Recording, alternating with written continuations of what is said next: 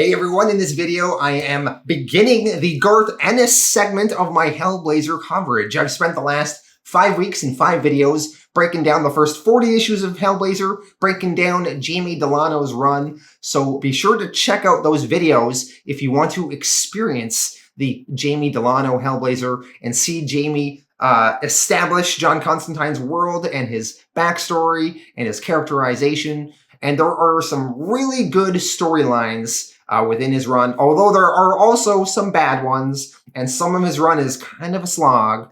So, yeah, a little bit of a mixed bag, but there's a lot of good stuff in there.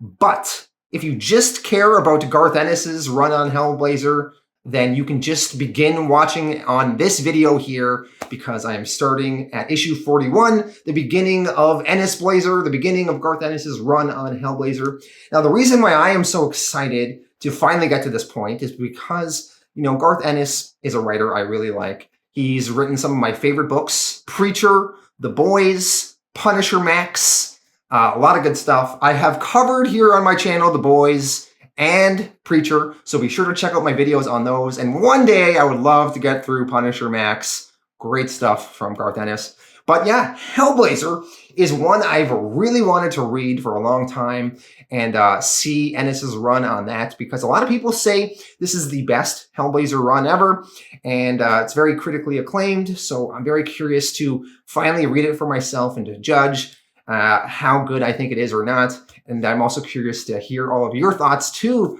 on Ennis's run on Hellblazer. So yeah, let's dive into it. Let's begin issue 41 of Hellblazer, Dangerous Habits, and see Garth Ennis's first Hellblazer story arc. And this is just the beginning of my Ennis Hellblazer coverage, so be sure to tune in for the next several weeks as I go through the rest of Garth Ennis's run. Hellblazer Volume 5, Part 2, Dangerous Habits. Written by Garth Ennis, art by William Simpson. This story arc covers issues 41 through 46, and this is the beginning of Garth Ennis's run. Hellblazer issue 41, Dangerous Habits, Part 1 of 6, the beginning of the end.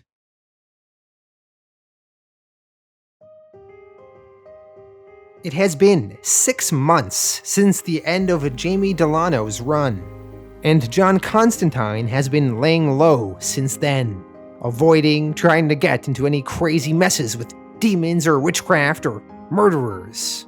About a week ago, John woke up in the middle of the night, and he started coughing violently, and he coughed up something more than phlegm or even blood. He coughed up a part of himself. John, he was worried he was really sick, so he went to the doctor. The doctor ran some tests, then the doctor gave John the disappointing news. The doctor said, "I'm sorry, Mr. Constantine, it's bad news. You have cancer, already at a very advanced stage. It's your lungs. I've double-checked the tests, and I'm afraid it's terminal." Ever since then, John has been depressed. He's going to die soon. There's no way around it. He has lung cancer. John started to think of all the possible ways he might have got this cancer. Was it the demon blood from Nergal, robbing him of his life several years afterwards? Was it his twin that he merged with in the womb cave? Or was it the most logical conclusion, the fact that John smoked a lot of cigarettes every single day? Yeah, that would cause lung cancer for sure. As John sits in a diner, drinking tea, smoking more cigarettes, because why stop now? John thinks of death.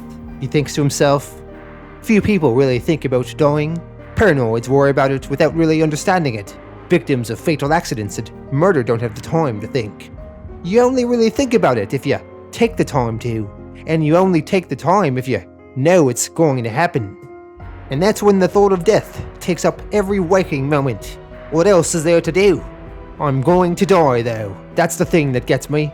No more life. No more staring out across the city, or getting pissed, or strolling around the world hunting down the monsters, or seeing my friends. My friends are all butchered, or lost, or scattered, gone a long time ago. Still, that's never stopped them before. Oh, last night I didn't sleep well at all. John, he then remembers his dream from the night before. In that dream, he was in a coffin that was being nailed shut and shrouded in absolute darkness.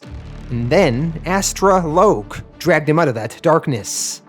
Astra Logue was a girl that died during the Newcastle incident that John tried to save, but he failed to. Astra drags John into the afterlife, where all of John's friends wait for him.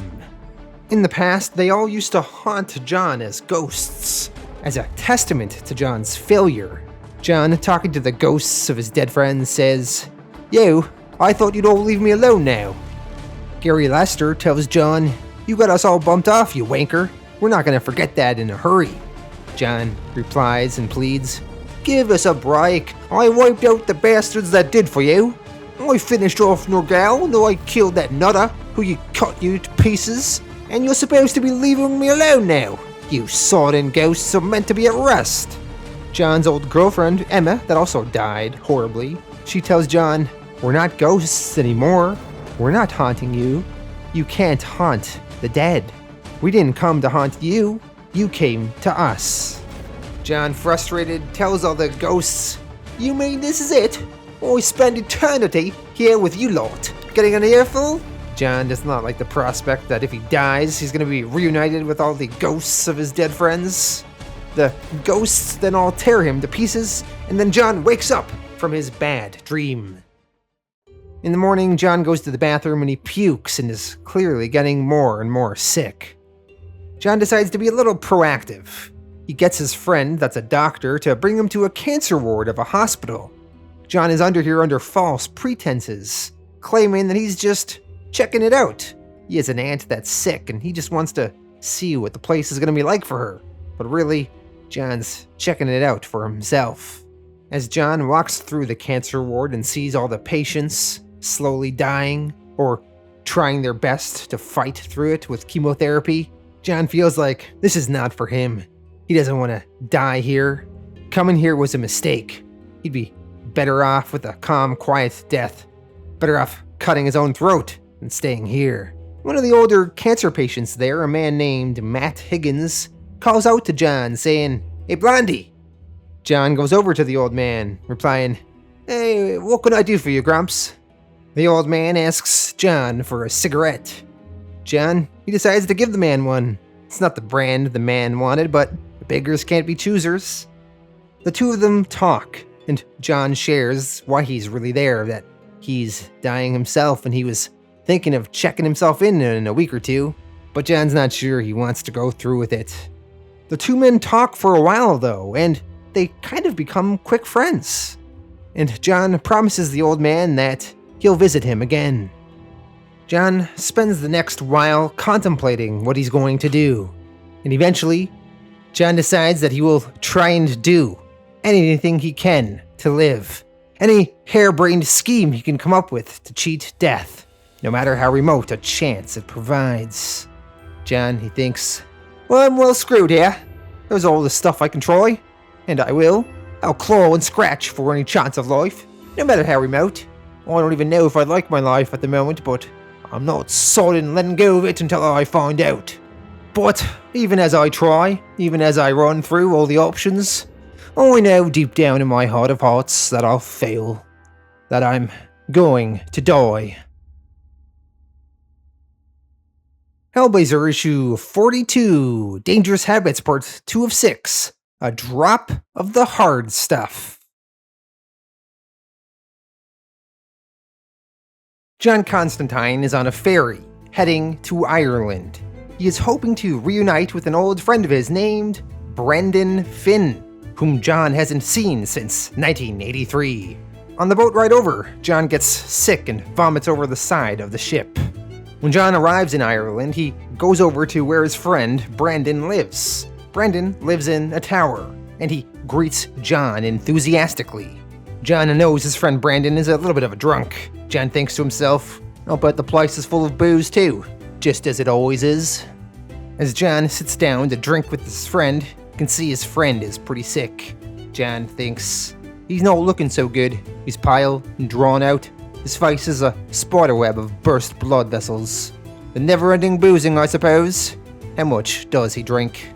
The two of them catch up. Brandon asks about all of John's old friends, and John explains they're all dead now.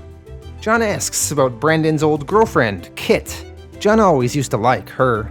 Brandon explains that Kit left several years ago. Said he was drinking too much, and she left and never came back. Brandon admits, I suppose she was right, though. John's sad to hear this. He thinks to himself, she was the only one of my friend's lovers who didn't hate me. All the others were convinced I'd get their men killed. I loved her a little for that. John looks at a picture of this Kit and remembers her fondly. All the good times that him, Kit, and Brandon shared together. Eventually, Brandon tells John, enough of this grinning misery. Come on down to the cellar. I want to show you something. Brandon leads John to his wine cellar in the basement and shows John his massive wine collection. Brandon's very proud of it. He says, it's bloody bottled sunshine. John to this says, bottled liver failure more like. Brandon replies to John, in all seriousness, this means something to me. Look, you've got your magic, your trickery, and your scams, and I know you love it. Just seeing how much you can get off with each time. You live for it, right? It's almost like a religion for you. John to this says, maybe. Brandon continues, well, I used to be the same, sure. But I found my own new religion. Think about it. When you've gathered around a table in a pub with good friends and a good drink and chit-chat, why in the name of God would you want to go to church? Brandon then takes John deeper into his cellar. He explains that he found a cave here not long ago, and something quite extraordinary was inside. Inside the cave there was a spring of water. Brandon says he believes this spring was once blessed by St. Patrick himself. So the spring water here is holy water. John inspects the spring and confirms that it is indeed holy water. Brandon then begins messing with a magical thing called a pentacle. The pentacle is a little star symbol drawn onto a table with 6 candles on the different points. And apparently, as long as the candles are lit, it converts the holy water into a magically delicious beer. Brandon, now having lit the candles, jokes that Jesus turned water into wine. Well, they're in Ireland, so he can turn water into beer. So with the magical holy water and the pentacle and some magical shit going on, Brandon, he manages to turn this water into beer. He takes 2 glasses, he scoops some beer up for him and John, and then he hands John a glass.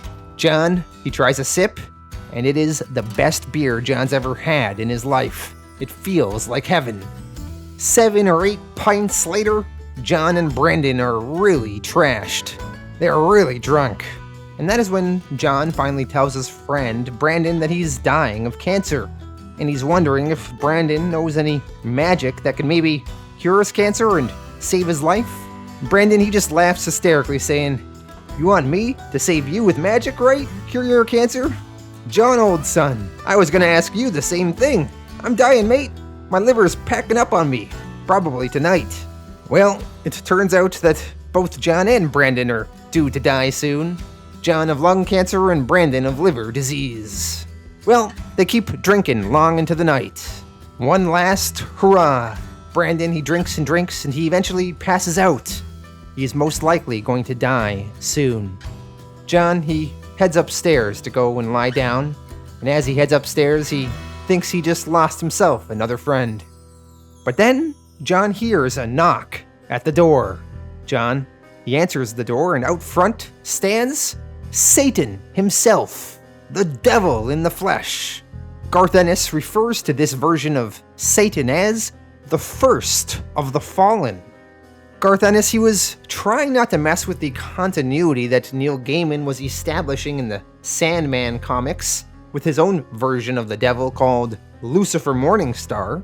So Ennis made his own version of the devil, the first of the fallen, that is a separate character from Lucifer.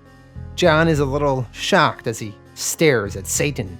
Satan tells John, it isn't necessary that you invite me in, but it would be simple decorum. I'm looking for Mr. Finn. He's just below the wine cellar, John tells the devil, he's not in any sort of state to talk. The devil responds, he doesn't have to be. I'm not here for his wit. I'm here for his soul. John, he follows Satan down to the cellar, to where his friend Brandon is passed out. Casually, Satan mentions that he knows John Constantine. He also knows John's recently deceased father, Thomas Constantine. John's surprised that the devil knows his dad. The devil answers, "Oh yes, Mr. Constantine.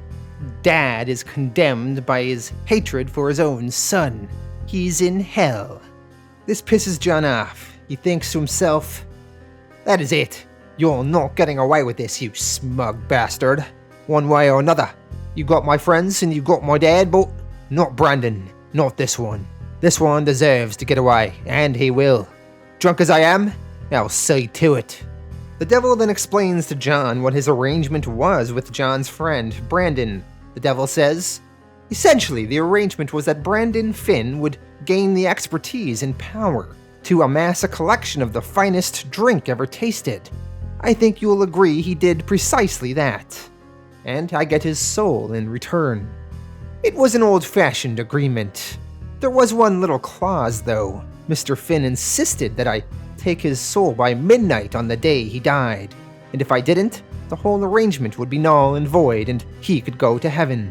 Imagine he thought himself a great man, indeed, to bargain with the devil. Well, Brandon has died, and it is about 5 minutes to midnight, so all the devil has to do is claim Brandon's soul. John gets an idea, though. Before he'll let Satan claim Brandon's soul, John offers the devil a toast. John fills up 2 glasses and hands the devil a cup of the magic beer. The devil is intrigued. He thinks it will be fun. He comments, "Mr. Constantine, you are sly. A drink with the devil is nothing less than you deserve." So the devil drinks down the glass and he says, "Splendid. So that's what this old fool is up to, Magic stout." John then explains to the devil that the candles lit on the pentacle there in the middle of the room are magic. And there's a spell on the candles, you see, and as soon as the candles go out, it changes the magical beer back into holy water. The devil thinks for a second about what John just said. He then asks, "Really? Wait, what?" John lets out a small, sly smile, and then he kicks the table with the pentacle symbol on it. The candles fall to the floor and extinguish, thus changing the magical beer back into holy water. And the devil himself just drank a whole bunch of it. So now inside the devil's body, the beer transforms into holy water, and the devil begins choking on it, as holy water and the devil do not mix well. So the devil starts coughing violently. John, he takes a bottle of wine, he smashes it on the ground, he slices at the devil's throat, and then he kicks the devil into the vat of holy water. And the devil's body seemingly then explodes and disappears. John, he checks his watch, and he notices that midnight has passed, and the devil has not claimed his friend's soul. So, per the agreement, his friend Brandon can go to heaven. So John, he's happy about that, although he thinks on it, and now he's a little worried for himself, as he's still dying, and when he does, the devil is going to be waiting for him and waiting for vengeance. What kind of torture and horror are going to wait for John in the afterlife if the devil can get him and extract his revenge? Hellblazer issue 43, Dangerous Habits, part 3 of 6, Friends in High Places. John is still scrambling for ways to avoid his death. John has spent the last 2 weeks arranging a meeting with a woman named Ellie. Ellie has arrived a full 50 minutes late for their meeting taking place at this bench by the water. Ellie is a succubus, and she works for the devil. Ellie explains that her boss is pissed off by what John pulled recently. She says, "What were you thinking? You poisoned him with holy water and smashed him in the face with a broken bottle? You idiot. He knows you're dying, and now he's just sitting down there waiting, and when you show up, he's gonna rip your soul to pieces. Very slowly. I mean, usually he doesn't get his hands on the ones he really hates, does he?" John explains he had to do what he did. Brandon was his friend, for God's sake. Ellie to this says, well, I hope that'll be some comfort to you when the pain begins. John, he tells Ellie that, she owes him a favor. Maybe she can put in a good word for him? Help him out? Ellie says, oh, spare me. What am I supposed to do? Shit, John. I know I owe you one and everything, but even to ask, where's your mind gone? Well, this meeting is a bust. Ellie prepares to leave. Before she heads out, though, she turns back to John and says, as I see it, you've got two things to try. You can either try repenting your sins so you don't go to hell and he can't get his hands on you. John almost laughs, saying, my sins? Oh, I doubt it, Ellie. The good Lord will probably just speak down from on high and say, pull the other one, John, my boy. Ellie continues, good point. Well, the other thing you could try to do is get your cancer cured. It won't be much good in the long run, but you'd have a few more years before he got you. John to this says, nah, it's terminal, Ellie. No way out. Ellie suggests maybe the elemental Swamp Thing could help clean out John's system of cancer and maybe help regrow all the messed up tissue. John to this says, oh, I doubt it. We're not on the best terms these days, to tell you the truth. He's busy anyway, too busy to help me. The big green git can be one ungrateful bastard sometimes. You'd never guess it, but if it wasn't for me, he'd be somebody's compost heap. Wanker. Ellie has another suggestion. She says, maybe John should visit the Snob. The Snob is in reference to the Archangel Gabriel. Ellie continues, it's about your only chance left. He's pretty well connected, remember? John, he thinks that Ellie is right, although he doesn't like it. John says, I've met some wankers in my life, but that one is king. Ugh, the snob it is. Shit. Before John goes to see the Snob, he visits his new friend Matt Higgins in the cancer ward, as John promised he would. John explains the reason he hasn't come to visit here yet or checked in himself is that he's too determined to live, and he's willing to try anything, and he's busy looking for that anything. Matt, he tells John how he wound up here in the ward. When he was told that he was dying and he had to stop drinking and smoking, Matt decided to ignore that advice and accelerate the process by binge drinking and chain smoking some more. And the result was a even faster physical breakdown, which landed him in the hospital. And he hasn't been out of the hospital since. After John finishes checking in with Matt, he goes over to meet the Snob, Gabriel the Angel. Gabriel is at a club called the Cambridge Club. Very exclusive. John talks to the doorman to try and get inside. The doorman says that John is not wearing the proper attire. So John uses some magic to make the doorman think that he's wearing a dinner jacket, a bow tie, and a top hat. And he has an invitation to dine with a Lord Hailsham. The doorman, confused by John's magic, allows him to enter. John, he walks through the Cambridge Club and he sees Gabriel there talking with a man named Charlie Patterson. After Charlie finishes his conversation with Gabriel, he begins to walk away, and John walks by Charlie and says, hello, Charlie. How are you? You still burning down Pakistani grocers, are you? So it turns out that this Charlie guy is actually a little bit of a scumbag, committing hate crimes and arson on other races. And since this is Gabriel's club and Gabriel's an angel, he probably wouldn't want to associate with someone like Charlie. And John knows this. Charlie becomes a little bit worried when he sees John. He says, hey, oh shit, what are you doing here, Constantine? John answers, oh, I thought I'd pop in on our mutual friend, Charlie. After their brief interaction, John goes to speak with Gabriel. John makes himself at home, saying, so, how's eternal life with you, mate?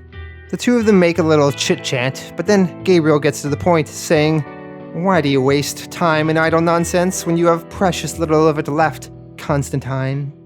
John, he explains that he was talking to Ellie, the succubus, this morning, and she recommended that he check in with Gabriel here. She says hello, by the way. Gabriel responds, perhaps you would be better to seek counsel from them then. They are more your type. Gabriel says this, insulting John, implying that John is more at home with the demons and devils in hell than him in heaven. John laughs to this, saying, well, now we're getting to it. Okay. So, are you going to help me then? Gabriel answers, of course not. Gabriel adds that John would not even deserve his help, even if he were in a position to give it, and he is not. John gets a little angry, replying, "What do you mean I don't deserve it? You owe me one, Christ, more than one." Gabriel responds, "I do not owe you anything. Debts mean nothing to my kind. You overrate yourself, you should understand, Constantine. You too mean nothing. You should leave now, don't you agree?" John, getting angry, says, No, I don't. And I think you do owe me. You owe me an explanation, at least. I want to know why I'm going through all this shit." Gabriel answers, "You're dying of lung cancer because you have been smoking 30 cigarettes a day since you were 17 years old. And you are going to hell because of all the evil you have done. Would you like me to remind you of some of it?" John responds, "Don't trouble yourself." Gabriel continues, "Oh, it's no trouble.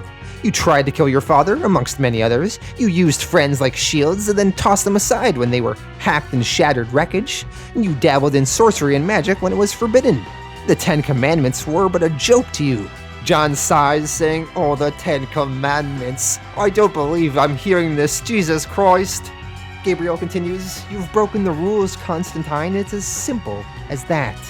John to this says, Rules? Bugger your rules. Stick them up your ass. What about all the bloody good I've done?" Gabriel coolly responds, "There is more evil in your life than good, Constantine. Much more." John argues back, "Oh, well, I see. There's some twat up there with a pair of scales, and he's measuring up good and even on the ounces, eh? That's your problem, the lot of you. You see everything in black and white." Gabriel, he orders John to leave. But before John goes, John explains that old Charlie Patterson there, with whom Gabriel was just speaking, he's not as good as he seems to be. And John suggests that if God knew what kind of people Gabriel was associating with, he might not approve. Several hours later, John is alone in a bar. He orders some drinks and weighs his options. What is he going to do? And eventually, John manages to form a plan that is so crazy, it might just work. Hellblazer issue 44, Dangerous Habits, part 4 of 6, My Way. John's cancer is getting worse, and he feels like he is going to die soon, and it is now time to start saying goodbye to his loved ones. John visits his mother and father's grave in Liverpool. Then, John goes over to see his sister, Cheryl. Cheryl, concerned, tells John that he looks a little pale, but John just plays this off as a simple flu. Cheryl tells her brother that it's been nice he's been around the last few days. She just wishes that he would come around more. Gemma, John's niece, needs her uncle right now. John, a little sad, says, "Yeah, I know, look sis, about Gemma. She's going to have to cope without me from now on, okay?" Cheryl is unaware of her brother's cancer, but she assumes from what John is saying that he's gonna die soon. She assumes maybe it has to do with his job, the magic, and that he's in over his head. Cheryl always thought it would end this way for her brother. The two of them embrace and say goodbye through tears. When John returns to London, his friend, Chaz Chandler, arrives and picks him up at the airport. The two of them are driving in a small, compact car. Chaz apparently lost his cab on a bet that he placed under John's advice. John is apologetic. Chaz then reveals that he had to go to a well-known loan shark to get a loan in order to afford this car. When John learns that the loan shark is this guy named Mike Adams, John is worried. Mike Adams is crazy. He could kill Chaz if Chaz doesn't pay up. John, he eventually leaves the car and says bye to Chaz and says he'll walk the rest of the way. Chaz is a little angry with his friend John when John leaves, but then Chaz finds an envelope in his car. It's filled with money from John to Chaz to help Chaz pay his debts. There's also a letter from John to Chaz. The letter reads, "Chaz, Liverpool bookies haven't been warned about me. This lot should get you a new cab and pay you off for all those favors you've done for me. I never liked stringing you along, telling you that you'd owed me. I've done too much of that in my life to too many people. I'm squaring you up now because I won't see you again. I've finally pissed off one bastard too many. and I don't think I'll be sliding out of this one. Pity, really. Anyway, I'm writing this on the train from Liverpool, because I'd feel like a prat saying it face to face, but it's been great knowing you, Chaz, and I'm proud to call you my mate. I'm glad we're parting as friends. Chin up, son. John. Chaz, reading the letter, weeps for his friend in the car. At John's apartment that night, he studies his book of magic and memorizes some spells that he will need to use tonight for his plan. Before he can put his plan into action, though, he wants to make one last stop. John, he goes to visit his new friend, Matt Higgins, in the cancer ward. Despite the sad mood lingering in the air, John can't help but laugh at all of Matt's stories. The two of them talk into the night. Finally, John admits that he has come to say goodbye, implying that he will not be back and he will probably be dying soon. Determined to say goodbye properly, the very sick Matt struggles out of bed to his feet. Say goodbye to John, he wants to do so properly. The two of them shake hands and then part ways. With John now having gotten all of his affairs in order, he now plans to potentially die, but potentially live too. John is now going to carry out his last desperate plan. For nostalgia's sake, John returns to his old flat in Paddington. This is where he wants to die, if he is going to die. The flat in Paddington is the one that John was living at in Hellblazer issue 1. Inside his flat, John uses chalk to draw a pentacle on the floor, and then he lights some fresh candles. Now, before I continue onward, I want to explain 3 characters to you. So there is the first of the Fallen, or Satan, whom we met a few issues ago. But apparently Satan, or the first of the Fallen, rules hell in a triumvirate with 2 others, the second of the Fallen and the third of the Fallen. The second of the Fallen doesn't really have a humanoid-looking form, it's more so just the epitome of darkness and whatnot. And the third of the Fallen is a shapeshifter. Okay, so John, in the middle of this pentacle, recites some sort of passage, and he summons the second of the Fallen, the second of the 3 fallen angels that lead hell. John and this demon talk and they deliberate, and eventually John offers the demon a deal to sell his soul to the demon, and the demon eventually accepts. After the deal is done, the second of the Fallen leaves. He'll return later when John is going to die. John, he waits a few minutes, and then he erases the pentacle on the floor and disposes of the candles, as it would be bad if the next demon John is going to summon knew that he just summoned this other demon moments ago. So John, after clearing the scene, redraws another pentacle and lights some fresh candles. John, he then recites another magical spell, and he summons the third demon, the third of the Fallen. John offers this third demon the same deal for his soul when he dies, and that demon also accepts. Once their transaction is finished, the third of the Fallen goes away. So now John is left by himself. So John has sold his soul to the second of the Fallen, but he has also sold his soul to the third of the Fallen. And the first of the Fallen, Satan, he had claim over John's soul because John tricked him into drinking holy water, causing Satan great pain and humiliation. This pain and humiliation allowed Satan to lay claim over John's soul as a form of revenge. Alright, John is ready now. He is ready for it all to end. John, he goes through his coat and retrieves a bottle of his friend Brandon Finn's whiskey. As John drinks it, he says, "One last drink, ladies and gentlemen. I'll give you a toast. Here's to Brandon for a fine drop, and to Kit for loving him as best she could. Here's to Emma, and Zed, and Marge, and all the others. Good night, ladies.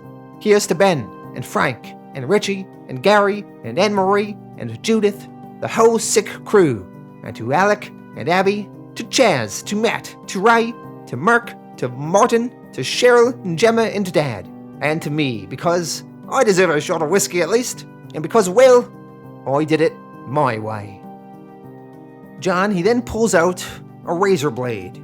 And John, he cuts his wrist, and it begins bleeding. John, he is going to die soon. And that is when Satan arrives in the room. Satan, seeing John die, mocks him, saying, "Suicide, Constantine?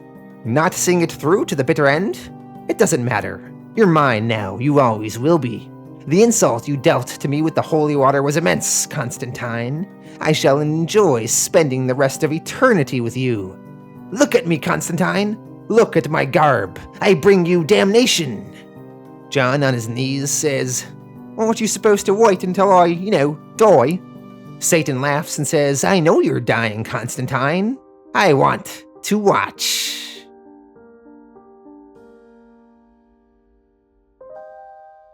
Hellblazer issue 45, Dangerous Habits, part 5 of 6, The Sting. Satan is enjoying watching John die. He gloats, "You have but minutes left, Constantine, and they will not be pleasant. Excruciating, I would imagine." John quips, "As bad as a gut full of holy water, eh?"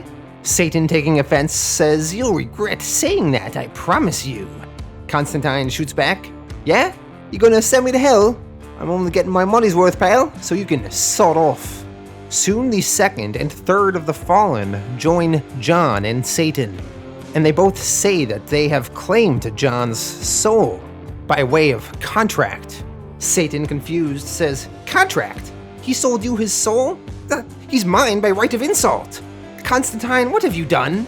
Satan reaffirms to the other two that John's soul is rightfully his by way of insult. The other two demons ask Satan, what insult did John do to him? Satan, embarrassed, evades the question, saying, "It need not concern you, but believe me, however, his soul is mine for the taking." John, he chimes in, "If you don't tell them, I will." "Well, you see, fellas, it was like this. Your brother and I, we were, at this piss-up, and when he wasn't looking, I spiked his drink." John goes on to tell the full story about how Satan drank some holy water, and the other two demons laugh. John tells the other two demons to not laugh too hard. He messed with the two of them, too, selling his soul to both of them when they can't all have it. So, all three of the Fallen here have legitimate claim to John's soul. John tells them all, though, he only has about 5 minutes or so remaining of his life, and they'll have to decide soon who gets his soul. John knows the demons aren't going to be able to come to a mutual agreement with each other, and he reminds them that if they go to war over his soul, God will inevitably have to become involved, and then none of them will get the soul. The three demons discuss amongst themselves. Satan says, "Well, I would not relinquish my right to Constantine even if I could." The second of the Fallen says, "Nor I," and the third, "Nor I." So none of the three demons are willing to give up the soul to the others, but the contracts were binding, and Constantine's soul is due to a bearer, so someone must collect it. Their options are few for these demons. They cannot allow John's soul to pass into limbo, and they cannot go to war over it, as it would destroy hell. And if they do go to war over John's soul, God might take it from them and make them all his slaves. John, he knows that the demon's only option then is to keep him alive. John, he sees that the demons are slowly coming to the same realization he wanted them to. John, he forces the demons to act. He tells them, "I suppose you've figured it out, eh? You know what you have to do, you better get on with it. Now you know you gotta save me, because it's the only thing that'll keep my soul away from you. I'll tell you what, fellas, I'll make it easy for you." John, he then slits his wrist some more. John, he falls to the floor. He begins to lose consciousness. He only has a mere 15 seconds left to live. With John dying, the other demons have a very quick discussion. And eventually, Satan, annoyed, realizes he has no choice. So, he is going to save John. He is going to heal John's wrists, as well as remove John's cancer. But, if he's going to save John, he's going to do it in the most painful way possible. Satan rips John's ribs, grabs his heart out of the way so he can dig his claws into his lungs and tear the cancer out. And then he burns John's body and returns it anew. Finally, after the rebirth process, John is 100% healed. Satan asks John, "Painful?" John responds, "Yeah, but nowhere near as bad as the knife I've just stuck in your pride, you wanker." John, he then puts on his clothes and prepares to leave. No one's getting his soul today. Before John heads out, Satan stops him and says, "Constantine, more than anything I have ever wanted, I want you, Constantine. I will kill you 1,000 billion..." John cuts Satan off and says, "No, you won't. You won't kill me once, old son. In fact, I reckon you'll be doing your level best to keep me in one piece. Soon as I die, the old soul's gotta be claimed, right? So the minute I snuff it, you three go to war over me, like it or not, and you'll lose. Life's gonna be a breeze for me with you three looking out for me. Cheers." John then lights a cigarette. Kind of ironic, the very same thing that gave him cancer in the first place. Now, not so much a problem for him. So John, as he's smoking, he says to the demons, "Oh yeah, one other thing, fellas. Up yours." John then gives the demons the finger.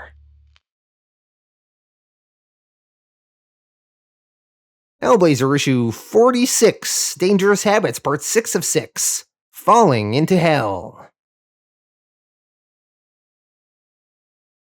John spends the next 3 days drinking himself into a stupor, reflecting on the reality on what he just did. John wonders if he was almost being selfish. Sure, he tricked these demons into curing his cancer and keeping him alive in lieu of going to war with each other, but John almost doomed the whole world in the process. Imagine if they did actually go to war over his soul. John, he takes solace in the fact that he's now in the all clear, although he worries that those demons will be watching over him now. They'll be watching everything he does until he makes one tiny wrong move, and then they'll be down on him like a ton of shit. Constantine looks in the mirror and says, "Christ. Welcome to life on the knife's edge, Constantine." John, he finally leaves his apartment and goes for a walk outside in the rain. And as he's walking through the street, he runs into a familiar face. It is a woman named Kit Ryan. She was the former girlfriend of John's recently deceased friend, Brandon Finn. The two of them hug each other and decide to catch up over some coffee.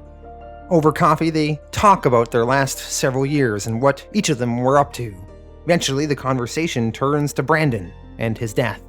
John feels like maybe some alcohol would be a better drink to toast in Brandon's honor than just coffee. Kit agrees, so they decide to go leave and go to a bar. As they begin to leave to go to the bar, John hears his friend, Chaz, shout out after him. Chaz assumed that John was going to die soon, but here he is alive. Chaz shouts, "Holy shit!" John then realizes that he forgot to tell his friends, like Chaz and his family, that he's actually not dying anymore. He's fine now.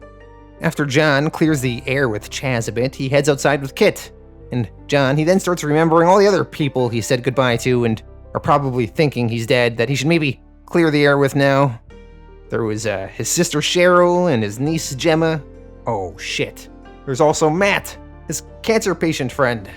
John worries that while he was off getting drunk the last 3 days, Matt might have died. So John, he rushes to the hospital along with Kit to see if Matt is still around. When John arrives at the hospital, he rushes to the cancer ward and is fortunate to find that Matt is still alive. The two exchange some words. John introduces Matt to his friend Kit. Kit says hello, and then eventually she leaves to grab Matt a cup of tea, as well as give John and Matt some time to talk. Once Matt and John are alone, Matt teases John a bit about his friend Kit here. John explains that she's just a friend, nothing more. Matt responds, "Pretty good friends, I'd say." "I don't mean anything by it. You must be pretty close is all. I was watching her look at you, that's all. She knows you, doesn't she? She's a lovely girl, John. You want to look after her, and I'll tell you why. You see, John, I really enjoyed meeting you and all over the last while. I think you'd be a difficult bloke to know normally, though. Maybe you were just nice to me because you realized we were both in the same boat with the cancer. I'd imagine you let most people get little glimpses of you, so Each one you meet only has a little idea what you're all about, but your friends? That's different. John to this says, I don't have many friends, Matt. I've lost quite a few. Matt continues, yeah, but friends are important, John. It's friends who remind you who you are. It's having friends to come back to that allows you to play the mystery man. Kit, she knows you. She really does. I saw it when she looked at you. Now me, I'm on my last legs. I'm worth bugger all, but people like Kit will be special to you. You just remember all this, okay? Suddenly, Matt begins to feel ill, and he sends John to go find a nurse. When John returns with a nurse, Matt begins coughing up blood. The nurse calls for doctors to come into the room. Slowly, Matt's organs fail, and he begins to die. John, he rushes away in horror. John heads outside and walks in the rain. He feels responsible, sort of. I mean, not responsible for Matt's death, but John feels guilty. He cheated death while normal people, perhaps more deserving people like Matt, simply have to just face their death. In the hospital, Kit returns with the tea, and she finds that Matt is dead. And when she sees that John is not there, she runs outside to find him. And Kit does manage to find John outside. She finds John crouched on the sidewalk, getting rained on. John, seeing Kit, says, Another one gone. Another friend. He said friends were important just before. You should go, Kit. You should leave me here and keep yourself safe. I'll just get you hurt. Kit refuses, though, and she just takes John into her arms and says, I'm a big girl now, John. I'll take my chances. And with John experiencing the death of another friend, but also cheating death himself, we end Garth Ennis' first story arc on Hellblazer in Dangerous Habits.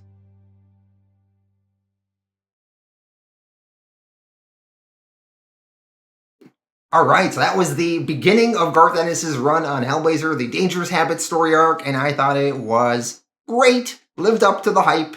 Really fun. Really fun. Fun.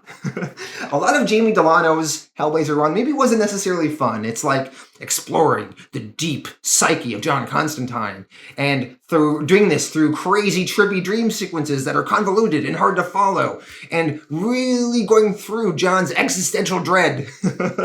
Whereas in Ennis Blazer here, we just have kind of John, there's some of that stuff too, but it's also John being a little bit more lighthearted, and John kind of scheming a lot more, and it's just a lot more amusing. And I think the stakes were really upped in this one with John having cancer. He's going to die. He's really facing his death. It's approaching. How is he going to do that? How is he going to deal with that? And I like the journey he goes on over these issues. And the conclusion we get here was just great, with John kind of messing with these demons and Satan himself, the first of the fallen and whatnot, and selling his soul to these other two demons. And then there's the first demon that wants his soul because John screwed him over, and then they're arguing over it. And then in the end, there's like a stalemate, and they have to cure John, because if they don't, and they all fight over his soul, it could be bad and lead to the downfall of hell and whatnot. So John, through his scheming, gets to live. Really fun. Just John messing with these demons. And what a fun debut story arc for Ennis. Really enjoyed this one. I'm going to give this one a 9 out of 10. I think Ennis delivered the goods on this one, and I'm excited to continue onward next week with more Hellblazer from Ennis. So let me know your thoughts in the comments. What did you think of Garth Ennis' debut story arc here? And I will see you all in the future with more Ennis Blazer.